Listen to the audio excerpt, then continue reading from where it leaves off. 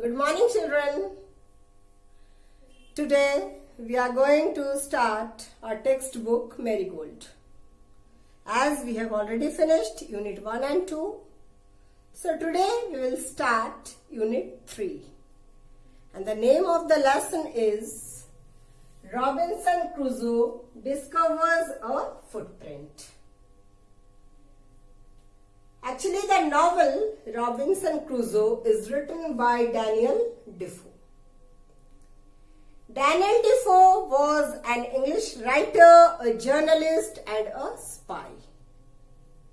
He became famous for his novel Robinson Crusoe, and the novel was published on 25th of April 1719. Robinson Crusoe was a sailor.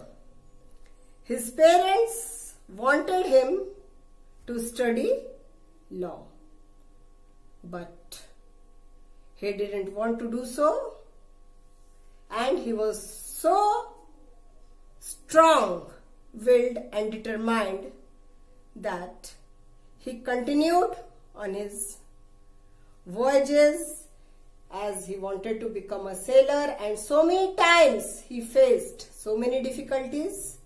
His ship got wrecked, but then also he did not lose hope. So students, all of us must be strong-willed and determined like Robinson Crusoe. We must have a strong determination. We must have a goal. We must have an aim to achieve. So this story is just a part of that novel written by Daniel Defoe. I shall tell you the story, students. Okay. Now what happened, as the title of the story is Robinson Crusoe discovers a footprint. Where he discovered this footprint? Where he was? So let's tell me.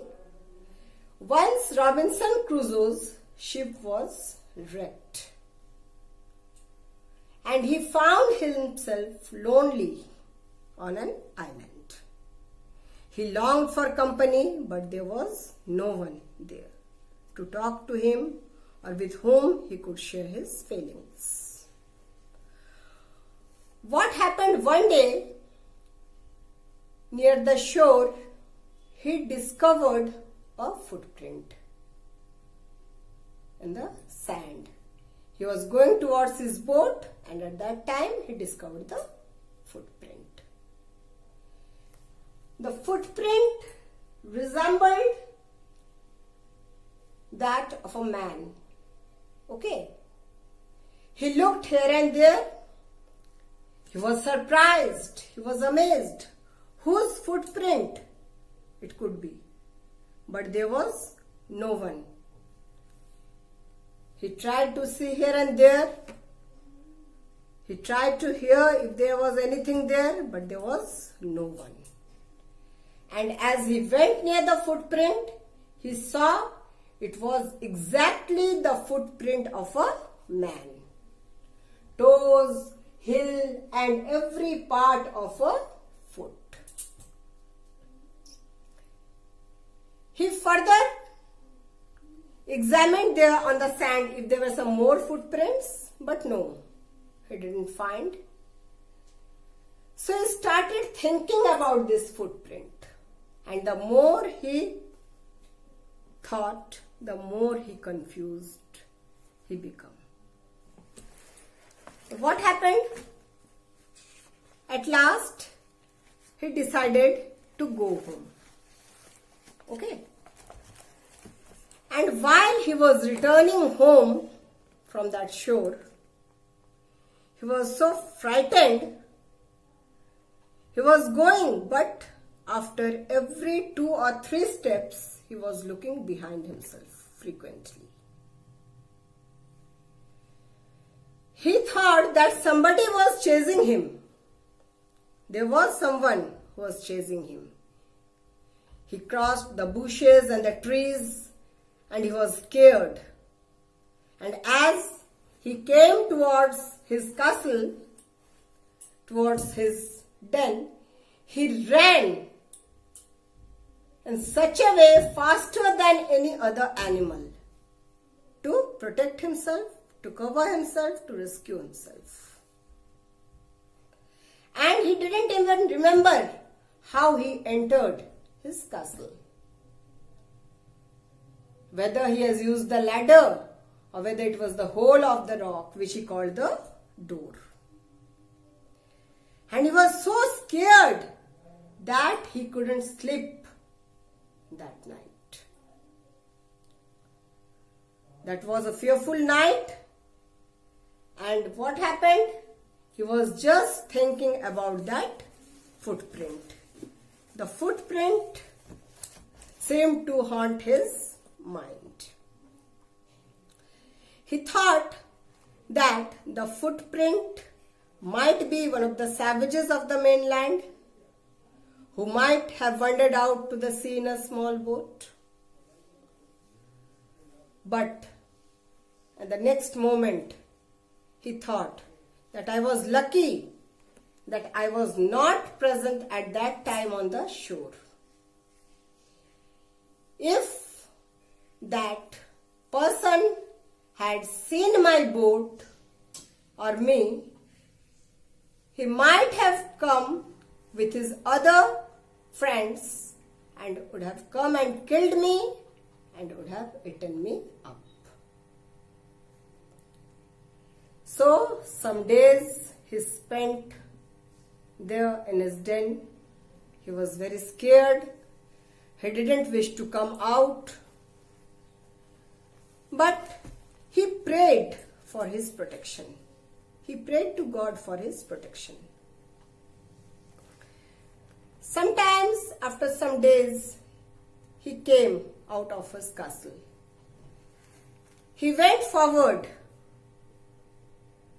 and looked behind again frequently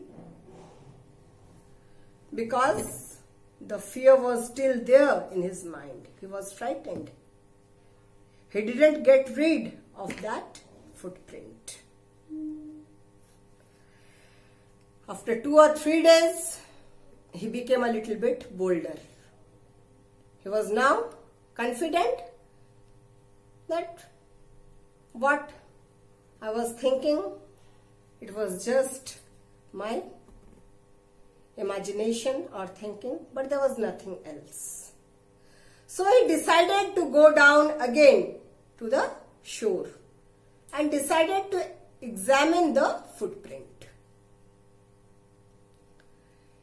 And while examining the footprint, he thought of measuring it with his own footprint.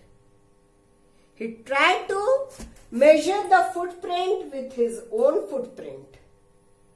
And while doing so, he found that the size of the footprint was larger than his footprint. It means the footprint which he saw on the sand was larger than his footprint. Again his fear came back. He was scared. He was frightened. He went home and again started thinking that there was someone on the shore. The island was inhabited and I was not lonely or I was not alone on this island. He thought again and again about that footprint, and a question is there, students, that whose footprint it was. The island was inhabited. Robinson Crusoe thought so. But whose footprint it was? Can you guess? So in our next class, all of you will tell the answer whose footprint it was. Okay? I hope all of you have understood the lesson well. You go through the video, and in our next class, we will do the word meanings and the question answers. Till then, goodbye.